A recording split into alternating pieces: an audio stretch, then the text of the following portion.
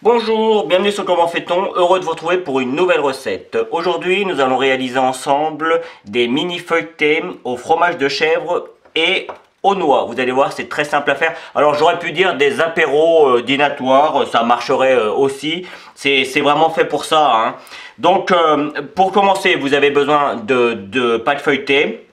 Comme vous pouvez le voir, moi c'est de la pâte feuilletée que j'ai fait maison. Alors c'est pour ça que je la laisse en gros, hein, pour que vous voyez bien que c'est de la pâte feuilletée fait maison.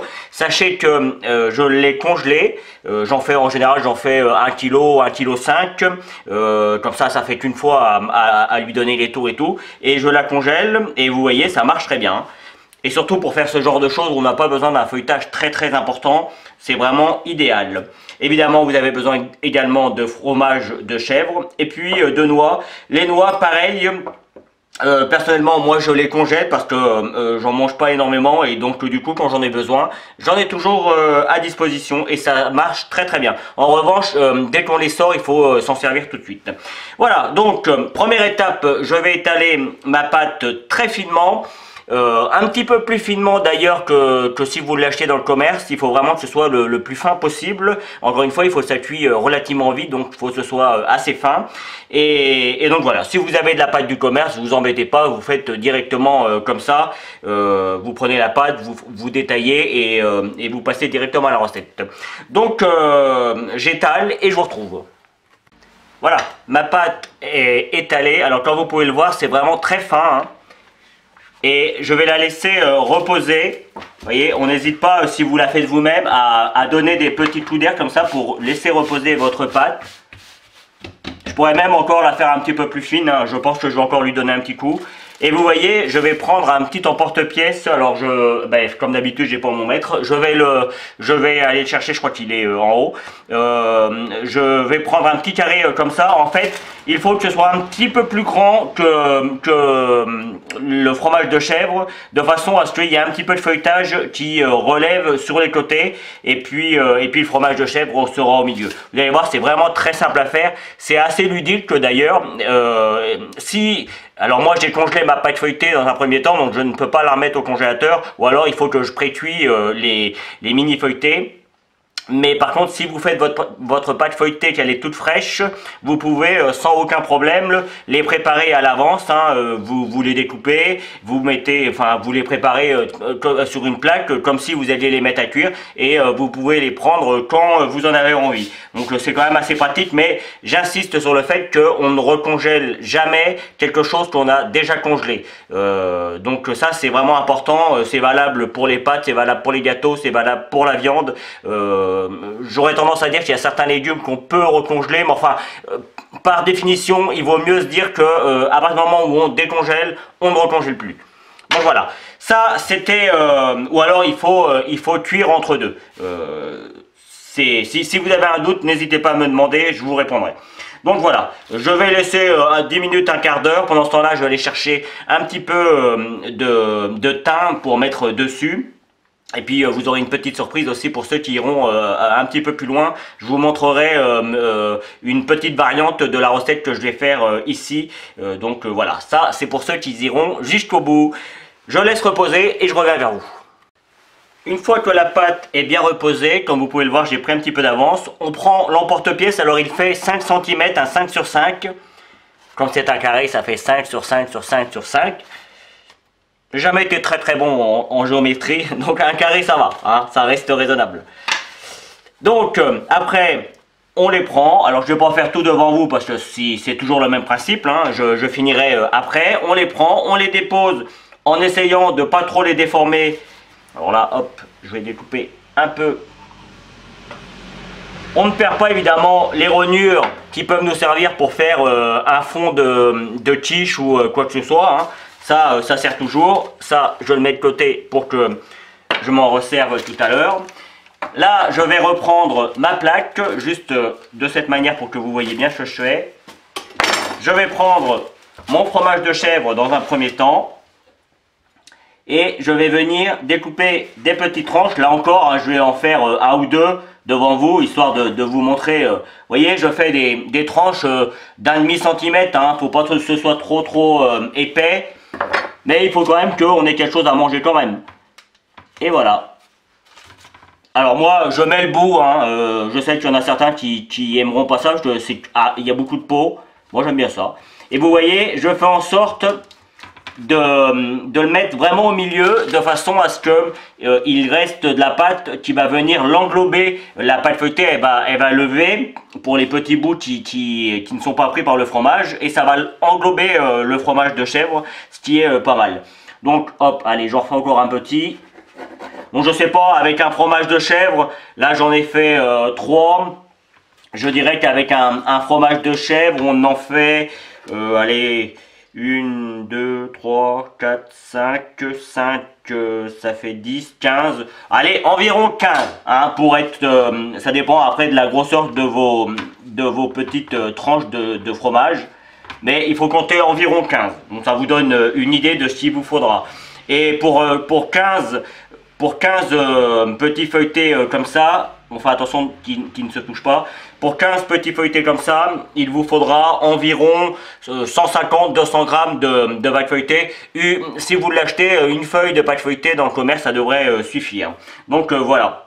Mais comme vous pouvez le constater, le fait est qu'on les fait en carré. Si vous achetez une feuille, alors je crois que maintenant ça existe aussi en rectangle. Donc préférez plutôt celles qui sont en rectangle. Mais c'est quand même mieux de faire la pâte feuilletée vous-même. Je vous donnerai évidemment la recette sur la vidéo comme d'habitude.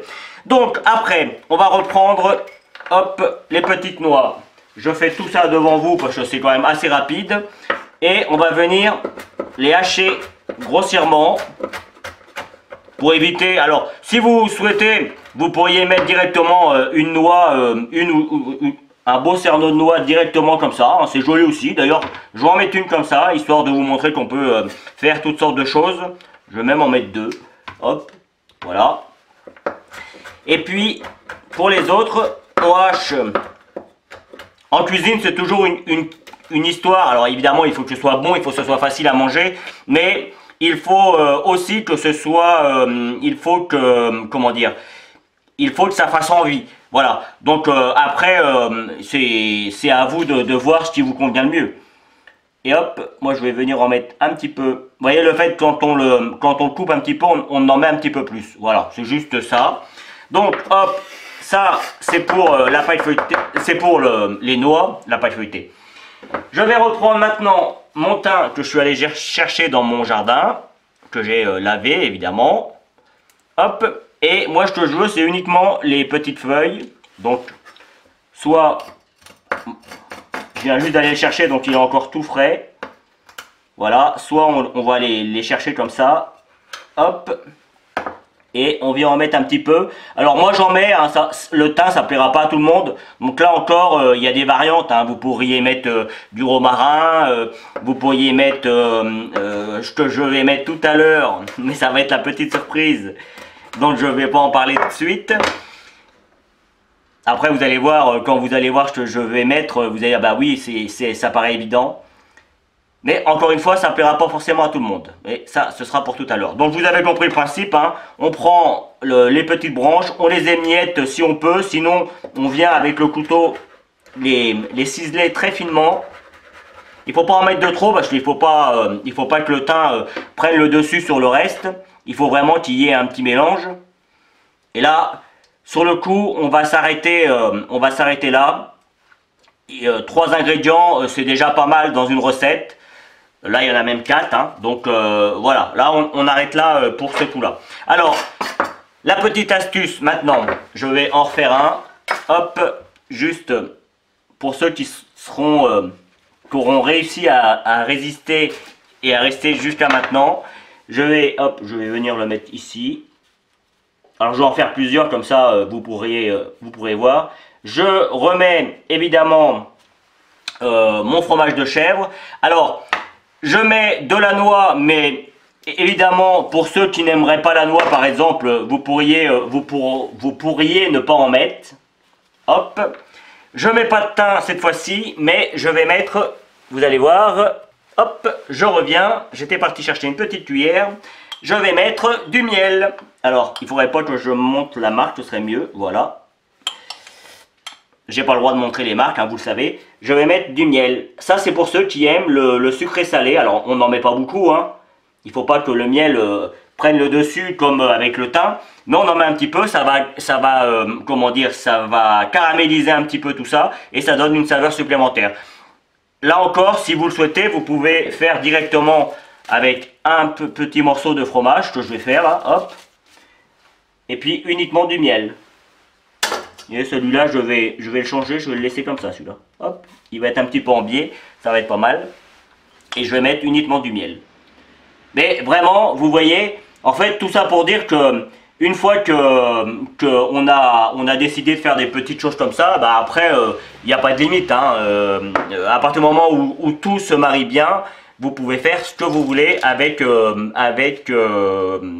vos petits feuilletés. Et franchement, quand vous avez déjà mangé 3-4 petits feuilletés comme ça, je peux vous garantir que ça bourre bien hein, pour commencer un repas. C'est pour ça que je disais que c'était pratique pour les apéros dînatoires, parce que du coup, comme il n'y a pas, en règle générale, il n'y a pas de repas, hein, c'est que des petits apéros comme ça. Donc là, ça nourrit quand même bien. Pour commencer un repas, c'est pas mal. Ou pour le finir d'ailleurs. Hein, après, c'est vraiment une question de choix.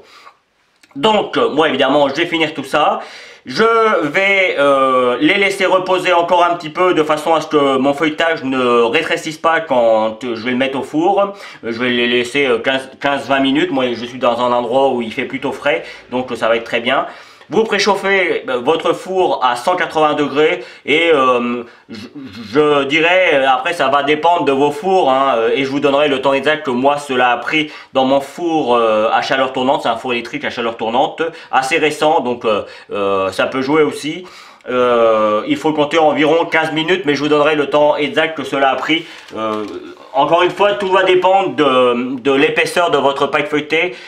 C'est quand même, il faut que la pâte feuilletée soit bien cuite pour qu'il y ait un petit croustillant, qu'on retrouve le croustillant, c'est vraiment important. Donc je finis tout ça et puis je vous retrouve pour la fin de la vidéo pour vous montrer le résultat que cela a donné. Et voici le résultat final. Alors, juste pour info, la cuisson pour ma part a été de 25 minutes. Hein. J'étais un petit peu court quand je parlais de 15 minutes. Donc 25 minutes. Je vous noterai tout ça évidemment avec les ingrédients. Et vous voyez, il faut qu'il soit bien doré. Comme ça, en dessous. Là, c'est bien. Hein. Il ne faut pas qu'il soit plus. Vous voyez, comme on avait fait un feuilletage tout fin, il a feuilleté mais vraiment tout finement. Là un petit peu plus, mais bon, le fromage de chèvre va avoir tendance à s'étaler un petit peu à l'image de celui où on a mis du miel. Vous voyez, j'en ai fait deux avec du miel, je les ai mis, on voit la différence, hein, le miel a caramélisé un petit peu et j'y ai goûté, je peux vous garantir que c'est vraiment très bon avec le miel, mais ça c'est la petite astuce en plus. C'est aussi vraiment très bon avec le thym, le fromage de chèvre et les noix. Donc voilà, j'espère que cette nouvelle recette vous plaira, qu'elle vous servira dans plein d'occasions. N'hésitez pas à parler de comment fait-on autour de vous hein, lors de vos petites réceptions. Ça me fait toujours plaisir moi d'avoir de la publicité, donc n'hésitez pas. Justement, en parlant de publicité, vous avez certainement dû voir apparaître les liens qui vont vous permettre d'aller sur Facebook, Twitter, Instagram. Évidemment, le lien qui va sur la plateforme Tipeee, vous savez, la plateforme qui permet de faire des petits dons. Si vous avez envie, de soutenir mon travail, n'hésitez pas, là encore, c'est toujours bienvenu. Et puis, juste après, je vous donne le lien qui va vous permettre de vous abonner à ma chaîne YouTube si vous ne l'avez pas encore fait. Le lien qui va vous amener sur mon site www.commentfaiton.com où vous retrouverez l'ensemble de mes recettes, que ce soit en pâtisserie, en viennoiserie, en cuisine, bref, il y en a vraiment pour tout le monde. Donc vraiment n'hésitez pas à aller y faire un tour, c'est vraiment très instructif. Et puis je vous donne la recette de la pâte feuilletée que vous aurez déjà eu au niveau des fiches, mais je vous la redonne. Et puis je vous donnerai une recette pour faire d'autres petits apéros dînatoires comme cela. Voilà, à bientôt sur Comment fait-on. Merci pour votre fidélité, salut. Vous pouvez maintenant vous abonner à ma chaîne YouTube en cliquant ici. N'oubliez pas la petite cloche pour les notifications pour recevoir toutes mes vidéos. Vous pouvez aller sur mon site www.commentfaiton.com où vous retrouverez l'ensemble de mes recettes. C'est ici et je vous donne deux autres recettes, soit qui correspondent à la recette que je viens de vous donner, soit qui est utile pour la recette que je viens de vous donner. À bientôt sur Comment fait-on.